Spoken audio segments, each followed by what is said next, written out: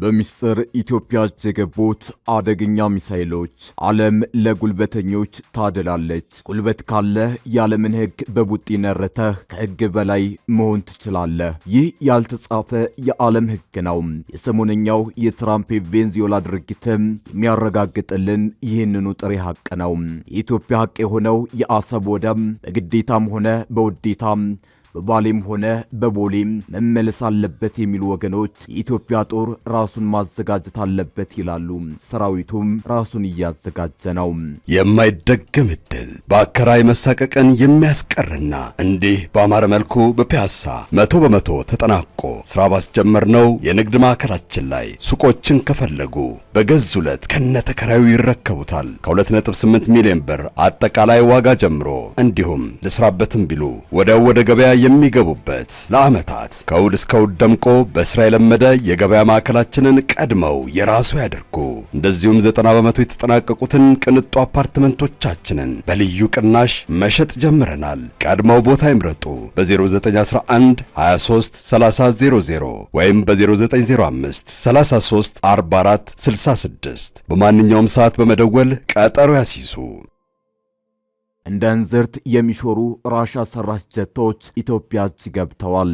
ትናንት በሩቅ ያየናቸው ዘመኑ ቴክኖሎጂዎች ተካኑ አፍንጫቸው እንደ ንጉሳዊ ቤተሰብ የሾሉ ሚሳኤሎች የኢትዮጵያ ንብረት ሆነዋል። አየር ኃይሉ ዘምኗል። ሰራዊቱ የአምስተኛ ትውልድን የውጊያ ስልት መሰረት ያደረጉ ቴክኖሎጂዎችን ሁሉ እስከ አፍንጫው ታጥቋል። ይህ ሁሉ ዝግጅት የህልውና ጉዳይ የሆነውን የባህር በር ለማሳካት ነው። በዋናነት አሰብን ያተኮረ ነው። ፖለቲካዊው ፍጥጫ ወደ ወታደራዊ ግለት ተቀይሯል። ሁኔታው ከእጅ ያመለጠ ብርጭቆ ሊሆን ከቋፍ ደርሷል። 4 ኪሎና ዳሎን ከጦርነት አፋፍ የሚመልስ ሃይባይ ጠፍቷል። ፕሮፌሰር አሌክስ ዶዋል አብይና ኢሳያስን ከጦርነት አፋፍ ሊመልሷቸው የሚችሉት ዶናልድ ትራምፕ ብቻ ናቸው ሲሉ ምክረ ሐሳብ ቢያቀርቡም ትራምፕ ግን ውጥረቱን ከቁብ የቆጠሩት አይመስለም። ይህን ተከትሎ ፍጥጫው አይሏል። ኢትዮጵያ በግፍ የተወሰደባትን የአሰብን ወደብ ለማስመለስ ታንኩንም መድፉንም አዘጋጅታለች። ድሮኖች፣ ሚሳኤሎች፣ እንደ እንዝርት የሚሽከረከሩ ጀቶች በእጇ ገብተዋል። ይህም ሻቢያን የፍርሃት እስክስታ እያስመታ ነው። የኢትዮጵያን ዘመናዊ ትጥቆች ያስተዋሉ የሻቢያ የሚዲያ ሰራዊት አባላት እንደ ጋዛ እንደ ዩክሬን መጥፋታችን ነው እያሉ ነው። ኢትዮጵያ በአሁኑ ሰዓት የደህንነት ስጋት ያለባት ከውስጥ ብቻ ሳይሆን ከውጭም ጭምር ነው። አሜሪካ ጦር ከኢትዮጵያ 200 ኪሎ ሜትር ርቀት ጅቡቲ ላይ ሰፍሮ ይገኛል። የግብፅና የሱዳን ጦርም ለኢትዮጵያ ሩቅ አይደለም። እዚያ ላይ ባኮረፉ ባለስልጣናት ቁጥር የሚፈለፈለው ሸማቂ ቡድን ዛሬም ለኢትዮጵያ ስጋት ነው። ደቡብ ሱዳን ታጣቂዎች ድንበር ቆርሰው ወስደዋል። አልሸባብም ዛሬም አድፍጧል። ሱዳን የኢትዮጵያን መሬት እንደያዘች ናት። ሸኔ አሁንም እየተዋጋ ነው። የህወሓትም ነገር የተቋጨ ነው ለማለት አያስደፍረም።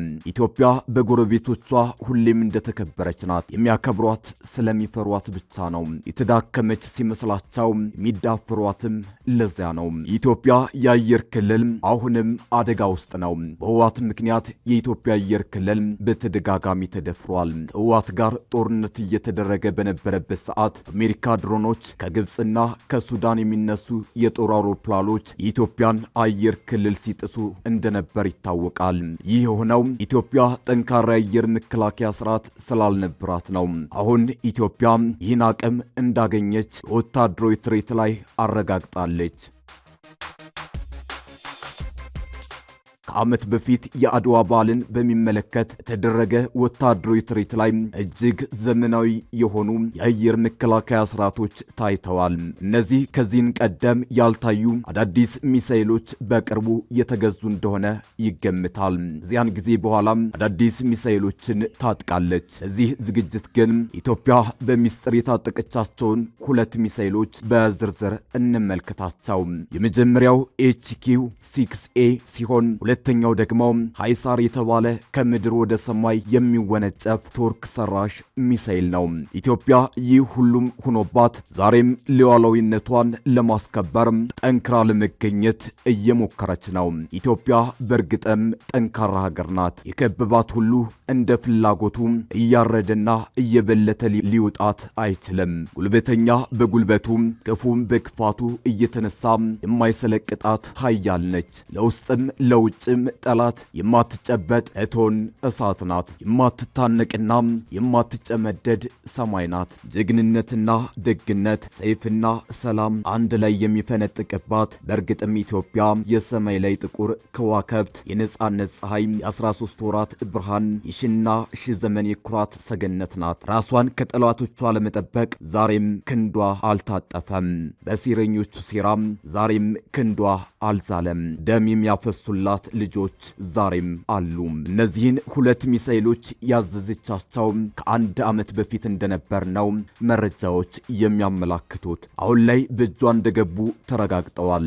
የቻይናው HQ-6 ሚሳኤል እጅግ አደገኛና የቻይና ጦርም የታጠቀው መሳሪያ ነው። በቻይናው ሻንሃይ ሳይንስና ቴክኖሎጂ የተፈበረከው HQ-6 ሚሳኤል ከመሬት ወደ አየር የሚወነጨፍ የአጭር ከፍታ ጸረ አውሮፕላን መሳሪያ ነው።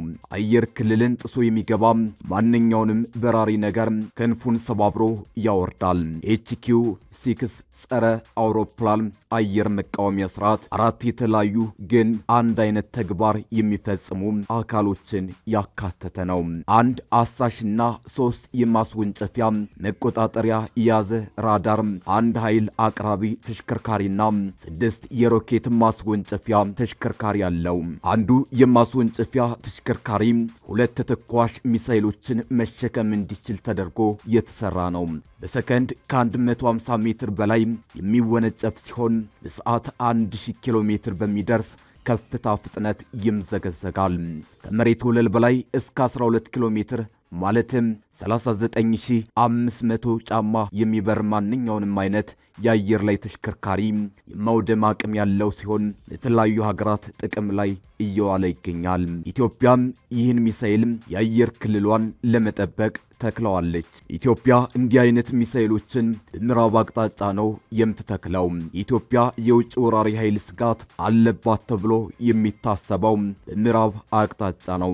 በተለይም ከሱዳንና ግብጽ ሊፈጸም የሚችል ጥቃት መነሻው በዚያ በመሆኑ ሚሳኤሎቿን በዚያ አካባቢ ትተክላለች። ሁለተኛው የኢትዮጵያ ሚሳኤል በምህጻረ ቃሉ ሂሳር ይባላል። ቱርክ ሰራሽ ነው። መቼም ቱርክ ከሩሲያ በመቀጠል ኢትዮጵያን የምታስታጥቅ ሀገር ናት። ኢትዮጵያ የጦር መሳሪያዎችን የምትሸምተው ከሩሲያ ከቻይናና ከቱርክ ነው። ይህን ሂሳር ሚሳኤልም የገዛችው ከቱርክ ነው ተብሎ ይታመናል። የቱርክ ስሪት የሆነው ሂሳር ተብሎ የሚታወቀው የዝቅተኛ ከፍታ ወይም ሎ አቲቲዩድ አየር መቃወሚያ ሚሳኤል በቅርቡ ለአገልግሎት ከዋሉ መሳሪያዎች አንዱ ነው። ሂሳር የሚሳኤል ስርዓት ሂሳር -ኤ እና ኤ ፕላስ፣ ሂሳር -ኦ እና ኦ ፕላስ እንዲሁም ሂሳር -ዩ የሚባል የተለያየ ቨርዥን ያለው ሲሆን እጅግ ዘመናዊና የወቅቱን የቴክኖሎጂ ውጤቶችን ያካተተ ነው። ከመሬት ወለል በላይ እስከ 20 ኪሎ ሜትር እንዲሁም በ100 ኪሎ ሜትርና ከዛን በላይ ራዲየስ ክልል ውስጥ የሚንቀሳቀስ ማንኛውንም የአየር ላይ ተሽከርካሪ የማውደም አቅም አለው። አንዱ ተሽከርካሪ እስከ 6 የሚደርስ ተተኳሽ ሚሳኤል መሸከም የሚችል ሲሆን ራዲዮ ፍሪኩዌንሲና ኢነርሺያል ጋይዳንስ የአየር መዘወሪያ ስርዓት ተገጥሞለታል። መልሶ መከላከል ስርዓት ጥቃት መቋቋም እንዲችል ተደርጎም የተሰራ ነው። በመሆኑም በቀላሉ ኢላማውን ለመምታት አያዳግተውም። ኢትዮጵያ አሁንም ራሷን ማስከበር የሚችል ጠንካራ ጦር እየገነባች ትገኛለች። የሰራዊት ምልመላው የጦር መሳሪያ ዝግጅቱ ቀጥሏል። አውሮፓ ህብረት ኢትዮጵያ የጦር መሳሪያ እንዳትገዛ ማዕቀብ እንዲጣልባት እየወተወተ ነው። ኢትዮጵያ በልጆቿ ኃይል ክንዷን አጠንክራ ጠላቶቿን እያስፈራች አሁንም ቀጥላለች። አበቃላት፣ ፈረሰች ሲሉ እርሷ ግን እንደገና እየባሰባት ትገኛለች። ኢትዮጵያ ራሷን ለመከላከል የተለያዩ የጦር ታክቲኮችን እየተጠቀመች ነው። የጦር ታክቲክ ማለት የተለያዩ ዩኒቶችን አንድ ላይ የማቀናጀትና ለውጊያ ማዘጋጀት እንደሆነ ይታወቃል። ታክቲክ አራት የተለያዩ መሰረታዊ ጉዳዮችን የሚያቀናጅ የጦር ሜዳ ስልት የመንደፍ ተግባር ነው። የጦር መሳሪያ አቅም፣ ፈጣን እንቅስቃሴ፣ መከላከልና ጥበቃ ናቸው። እነዚህ ሚሳኤሎች የሚያገለግሉት ለመከላከልና ለመጠበቅ ነው። በአሁኑ ሰዓት በአራቱም የጦር ታክቲኮች ኢትዮጵያ ራሷን እያደሰችና እያጎለበተች ትገኛለች። በዘመናዊ ጦርነት ውስጥ እጅግ አስፈላጊ የሚባለው የጦር መሳሪያ አይነትና የቴክኖሎጂ ደረጃ ነው። በመሆኑም በዚህ ረገድ ራስን በተገቢው መንገድ ማዘጋጀትና ማስታጠቅ የሚኖረው ውጤት ትልቅ ነው። ከዚህ በተጨማሪም የእግረኛ ጦር ሰራዊትን ጨምሮ ብረት ለበስ ተሽከርካሪዎች፣ ሄሊኮፕተሮችና አውሮፕላኖች የሚጫወቱት ሚና ከፍተኛ ነው። እነዚህም በወታደራዊ ትርኢቱ ላይ ታይተዋል። በመሆኑም እንቅስቃሴን ፈጣን ሊያደርጉ የሚችሉ መሳሪያዎችን መታጠቅና አቅም ማካበት ላቅ ያለ ሚና ይኖረዋል። ኢትዮጵያም ይህን እያደረገች ይመስላል። ራስን መከላከልና መጠበቅም መሰረታዊ ከሚባሉ ታክቲኮች ውስጥ አንዱ እንደሆነ ይገለጻል። መከላከል ሲባል በተለያዩ መንገድ ሊተገበር ይችላል። ነገር ግን በዋናነት በግለሰብ ደረጃ እንዲሁም በቡድን ምሽጎችንና በቀጠና ዙሪያ ፈንጅ ማጥመድ፣ ሚሳኤሎችን ድንበር ላይ መትከል የመሳሰሉት በጣም የሚያስፈልጉ የመከላከያ መሳሪያዎች ናቸው። ከዚህ አኳያም ራስን ማዘጋጀት መልካም ነው። የኢትዮጵያ ሰራዊት በስነ ልቦናው ከየትኛውም ኃይል በላይ ነው። ይህ የሰራዊቱ ብቻ ሳይሆን የመላው ኢትዮጵያውያን ልብ ነው። ለዚች ሀገር እንደ ሀገር መቀጠል መከላከያ ከፍተኛ መስዋዕትነት ከፍሏል። ዛሬም በአራቱም አቅጣጫ እሳት ላይ ነው። ኢትዮጵያ የጥይት ድምፅ የማይሰማባት ሀገር አይደለችም። ኮሽታው ብዙ ነው። ተኳሹ፣ ገዳዩ፣ ታጣቂው እልፍ ነው። ይህን እየተመለከተ ዛሬ በዚህ ውስጥም ሆኖ እንኳን እንደ ሀገር እንድትቀጥል እያደረገ ያለው መከላከያ ሰራዊቱ ነው። ይህን እየመከተ ዛሬ በዚህ ውስጥም ሆኖ እንኳን እንደ ሀገር እንድትቀጥል እያደረገ ያለው መከላከያ ሰራዊቱ ነው። መንግስት ህዝቡን ማዘጋጀት አንድ ማድረግ አለበት። በታሪክ አሁን ከተነሱባት ጠላቶቿ በላይ ተነስተውባት ያውቃሉ። ህዝቦቿን አስተባብራ ሁሉንም ድል አድርጋቸዋለች። ዛሬ ሰይፍ ስለው የመጡባትንም እንዳመጣጣቸው የመመለስ ብቃት አላት። ራሷን በዘመኑ መዋጀት አለባት። ከዚህም በላይ መሰልጠን፣ መታጠቅ አለባት። ጊዜውን የሚያልፈው የተዘጋጀ ነውና ሀገራችንን ኢትዮጵያን ፈጣሪ ይጠብቅልን። አበቃን። መልካም ጊዜ ተመኘን።